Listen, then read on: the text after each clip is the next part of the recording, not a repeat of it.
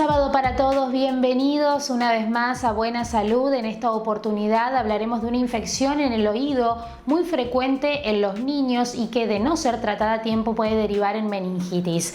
Nos ocuparemos además del ACV, del abordaje multidisciplinario que se lleva a cabo y fundamentalmente las herramientas para la prevención. Conoceremos cuál es el uso medicinal que se realiza del cannabis en casos, patologías neurológicas. Y finalmente hablaremos de los problemas de aprendizaje que se están detectando en adolescentes en este contexto de pandemia. Una vez más, junto a profesionales de nuestra región, vamos a hablar de buena salud. Más del 80% de los niños padecen al menos una vez un episodio de otitis media antes de los 3 años de edad. Es una infección que se da en la zona llena de aire detrás del tímpano y se puede producir, por ejemplo, por un simple resfriado. Si bien es una afección que puede presentarse en adultos, fundamentalmente se da en los más pequeños y de no ser tratada a tiempo puede desencadenar una meningitis. Hablamos al respecto con el otorrinolaringólogo Carlos Albornoz. Hola, ¿cómo están? Mi nombre es Carlos Albornoz, yo soy otorrinolaringólogo y cirujano de cabeza y cuello y en esta oportunidad les voy a hablar sobre otitis media, su tratamiento, sus síntomas y cómo es la evolución de esta enfermedad. La otitis media es la infección de la parte media del oído. En este esquema lo que nosotros podemos observar que desde la membrana timpánica hacia afuera es lo que nosotros llamamos oído externo. Entre la membrana timpánica y la cadena osicular, donde está la caja que le llamamos nosotros y la trompa de Eustaquio, es lo que hablamos de oído medio, y el caracol semicircular con la salida del nervio es lo que llamamos oído interno. El oído medio es donde se produce la infección, donde generalmente se produce porque la trompa de Eustaquio no puede generar aire correctamente, es decir, no puede dejar entrar aire y hacer lo que nosotros llamamos el intercambio entre el medio externo y el medio interno, y lo que produce una exudación. En los niños muchas veces la trompa, en vez de estar a 45 grados como en el adulto y abrirse por los músculos periestafilino interno y externo, está recta y está siempre abierta y se mete moco por ahí adentro y se va adentro de la caja, y eso lo que le trae aparejado al paciente es dolor, molestias, sensación de oído tapado. Es como que tiene la sensación de tener un casco puesto en la cabeza, le retumba su propia voz, y cuando la supuración o la congestión no puede salir, porque por la trompa no puede salir y por acá tiene la membrana timpánica, destruye, es decir, rompe la membrana timpánica y empieza a supurar. Entonces eso genera mucho dolor y luego calma. Generalmente la patologías de las rinitis, las rinosinusitis, todo lo que es las bronquiolitis en los niños hacen que uno pueda terminar con una otitis media. Se da mucho en esta época del año por la congestión nasal, por las infecciones de la vía respiratoria alta, y esto trae aparejado esta sintomatología.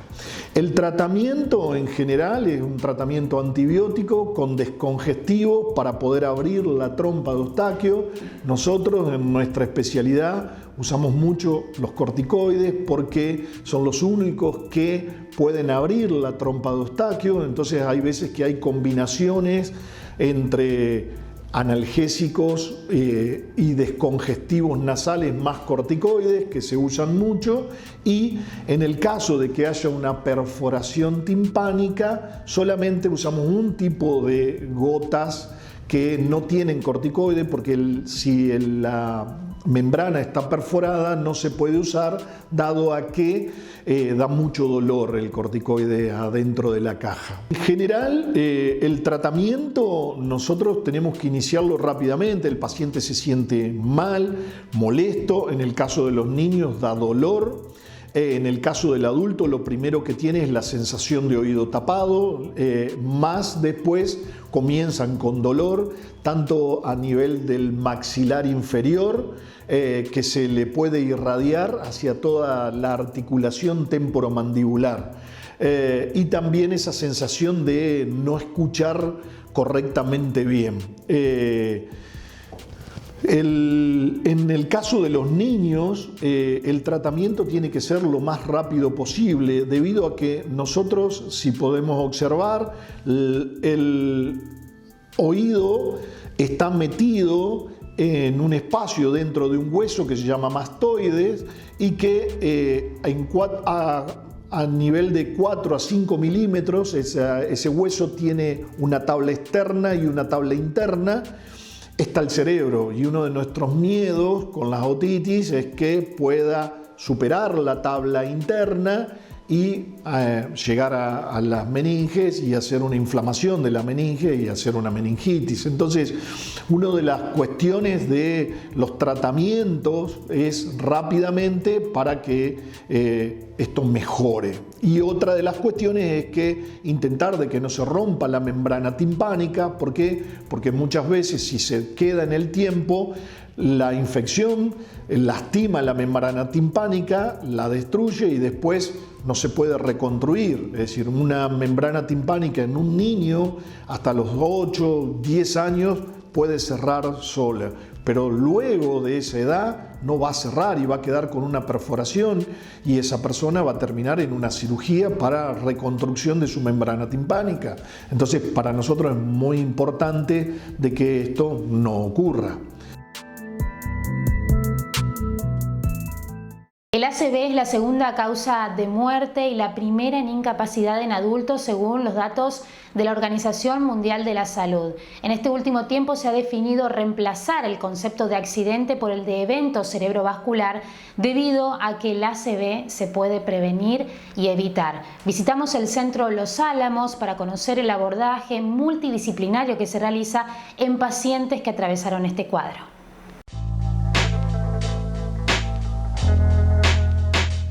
Hola, soy Belén Hock del Centro de Rehabilitación Los Álamos y hoy vamos a hablar de las causas, prevención y tratamiento de ACV. ¿Y por qué hablar de ACV? ACV significa accidente cerebrovascular, o se está cambiando por ahí la palabra de accidente o a evento. ¿Por qué? Porque hay formas de prevenirlo. Nosotros ya sabemos estadísticamente cuáles son los factores de riesgo más importantes, que son la hipertensión, el colesterol alto, el sedentarismo, el hábito tabáquico. Entonces, todos esos factores de riesgo hoy se pueden controlar. Por ahí la idea es empezar a cambiar ese concepto de accidente por evento cerebrovascular. Para que se entienda un poquito qué es la obstrucción en el flujo sanguíneo a nivel cerebral. Esa obstrucción puede pasar de dos maneras, porque se obstruye una arteria o porque se rompe un vaso. Y ahí tenemos realmente diferentes tipos de ACV. Se dividen en dos básicamente, que es el isquémico cuando se tapa una arteria o el hemorrágico cuando se rompe un vaso. Claramente las edades son diferentes también. Generalmente los pacientes que tienen ACV isquémico son pacientes mayores de 65 años, la mayoría, con todos estos factores que fuimos nombrando.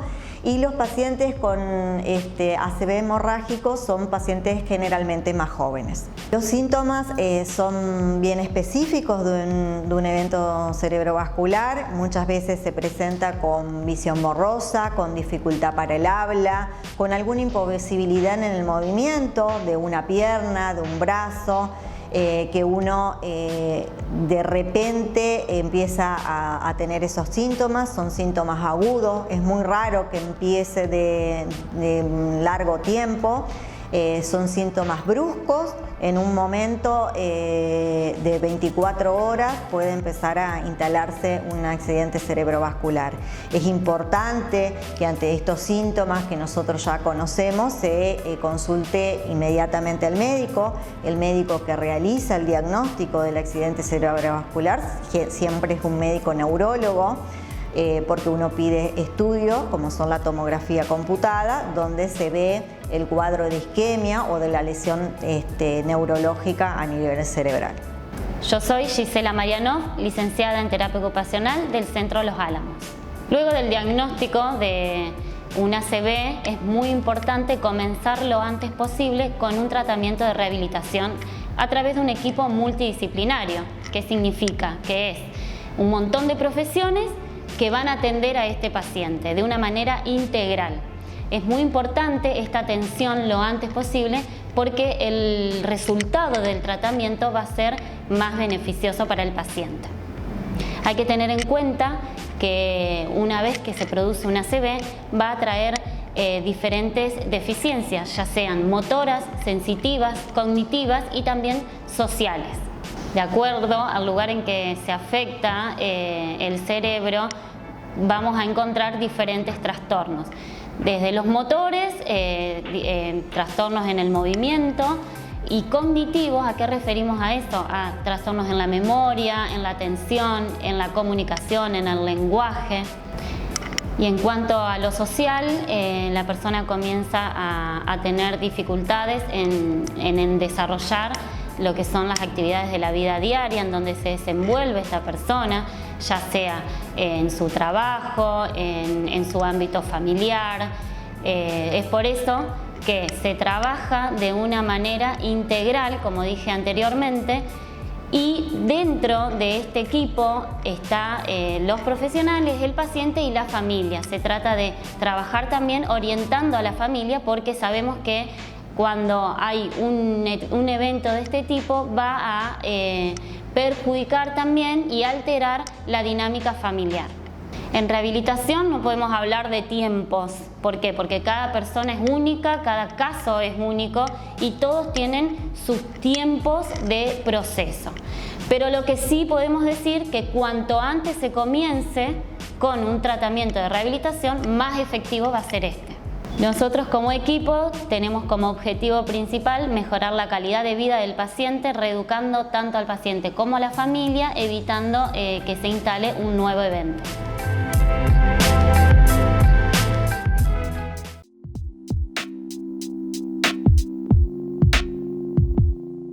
El uso de cannabis en medicina dejó de ser tabú en la República Argentina. Actualmente está vigente la Ley 27.350 de investigación médica científica de uso de la planta de cannabis y sus derivados.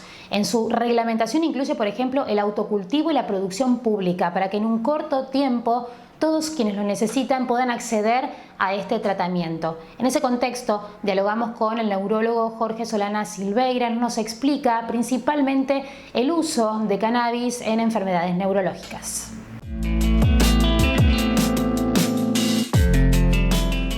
Hola, soy Jorge Solana Silveira, médico especialista en neurología clínica, y la idea de hoy es hablar sobre el uso de cannabis en las distintas patologías de enfermedades neurológicas. Cannabis es una planta medicinal en Oriente desde hace más de 5.000 años y evidentemente ha tenido el mote de ser una droga no beneficiosa para la sociedad, y en Occidente hemos tenido que de alguna forma pelear contra este prejuicio hacia esta planta, donde estamos empezando a observar distintos beneficios en lo que se refiere a el abordaje de los tratamientos médicos de distintas enfermedades en la medicina. Por lo tanto, bueno, Argentina está avanzando en esto en cuanto a la ley canábica, y por supuesto lo que buscamos los médicos que nos estamos capacitando e informando en esta alternativa terapéutica es que la familia, la gente, las personas pueden acceder sin culpa a algo que pueda resultar beneficioso para distintas patologías. Bueno, el cannabis, de alguna forma, hay una gran experiencia donde nosotros nos podemos referir, que es la hecha en el estado de California, Estados Unidos. Estados Unidos hay estados que aceptan el cannabis y otros que no, pero que se logró encontrar una fórmula y una gran respuesta a uno de los peores dolores, que es el dolor oncológico. Y a raíz de esa experiencia lo hemos traspolado a distintas patologías de dolor, tanto artrosis, fibromialgia y otras entidades donde sí vemos beneficios ciertos. Cannabis no es conseguir un frasquito y tomarlo. Cannabis es distintas fórmulas que se hacen para abordar las distintas patologías. O sea, la medicina canábica a veces puede fracasar porque no estoy usando la fórmula correcta, la concentración correcta o la dosificación correcta de cuántas gotas debo o no debo tomar. Entonces sí es bueno que esto pueda estar regulado por el Estado y que todas las personas puedan acceder libremente a las fórmulas correctas para abordar las distintas patologías. Hablemos, por ejemplo, de epilepsia y medicina canábica. Yo estoy en contacto con una investigadora epileptóloga muy prestigiosa de Estados Unidos, que ella trabaja en diferentes, y sus equipos en diferentes estados donde la medicina canábica es accesible a las personas. Lo que sí sabemos que el manejo exclusivo con la fórmula canábica para el abordaje de epilepsia se usa como único tratamiento en dos formas de epilepsia infantil severa. Una de ellas es el síndrome de Lennox-Gastaut. Digamos, es una enfermedad que deriva del síndrome de West, que es esos espasmos que hacen los chiquitos en los primeros meses de vida, y si ellos tienen protocolos donde han logrado controlar esa forma que para nosotros era muy refractaria y de muy difícil tratamiento, que es lo que llamamos la epilepsia de Lennox-Gastaut. Y otra epilepsia muy rara, que es una encefalopatía convulsivante grave del niño pequeño, donde ellos sí ven ya un protocolo donde podemos acceder al tratamiento de esas formas epilépticas solamente con medicina canábica. ¿Qué hacemos nosotros en la práctica diaria? Bueno, yo decidí formarme en medicina canábica porque sabía que con todo esto que está apareciendo en el tiempo iba a haber una búsqueda de muchas personas hacia la medicina canábica sin orientación, y entonces la realidad es que, bueno, lo que hacemos, o lo que hago yo personalmente, es acompañar a las familias que quieran ingresar en medicina canábica. Lo que valoramos en las distintas enfermedades donde todavía no conocemos protocolos ciertos de abordaje, es decir, bueno, nosotros vamos a incorporar la medicina canábica a lo que nosotros estamos haciendo y valoraremos en el tiempo cuál es el beneficio o no que nos está dando esta medicina canábica en esta forma de epilepsia, en este paciente, en el tiempo. Después el planteo está en distintas enfermedades degenerativas, lo que es la enfermedad de Parkinson, lo que es la enfermedad de Alzheimer u otras formas de demencia. Y lo que hacemos, bueno, es sostenerlo como hacemos con epilepsia, de los tratamientos convencionales, incorporando fórmulas para ese tipo de enfermedades, y siempre lo que hacemos es acompañar a la familia y valorar los resultados en cuanto a la justificación o no que ese aporte de la medicina canábica está haciendo un beneficio o no para sostener el tratamiento. Lo mismo en depresión y en un montón de cuadros psiquiátricos también. En el programa anterior abordamos los problemas psicológicos más frecuentes que se están detectando en adolescentes producto del contexto de pandemia. Hoy nos ocupamos de las problemáticas en el aprendizaje. De la mano de la licenciada en psicopedagogía María Fernanda Pastori, conocemos cuáles son las dificultades que están afrontando los jóvenes estudiantes y los consejos para padres y tutores ante casos de bajo rendimiento escolar.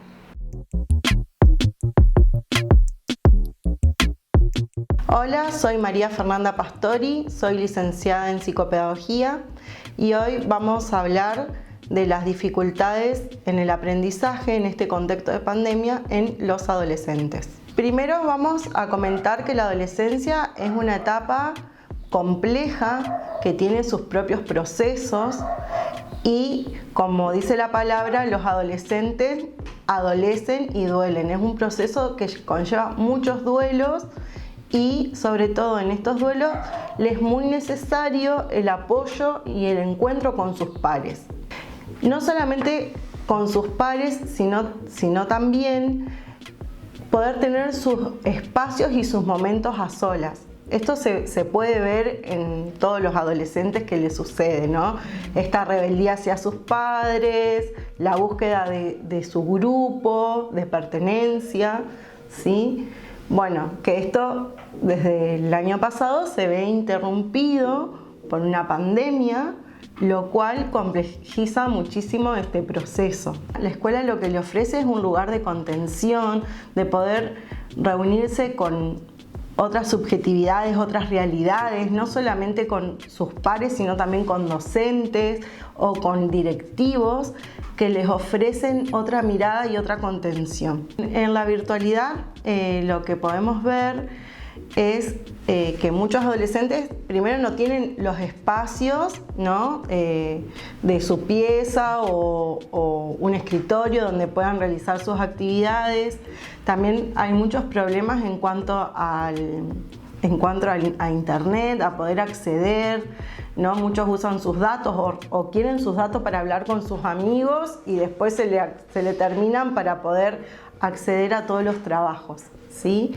También es una realidad que lo virtual conlleva una atención mucho más grande que algo presencial. El adolescente hay muchas materias que no le gusta, que no se enganchan, entonces eso hace que se duerman, que no se puedan comprometer, que se sientan excedidos. Mis sugerencias son un montón, pero creo que las más importantes en contexto del aprendizaje y poder sostener la escolaridad es generar hábitos, porque no solamente vas a poder sostener la escolaridad, sino también la vida. El hábito te estructura de alguna forma que lleva a ordenarte y poder hacer varias cosas y poder tener una buena salud, justamente, ¿sí? Poder tener hábitos saludables, ¿no? Porque si uno no tiene hábitos o no tiene una estructura del día,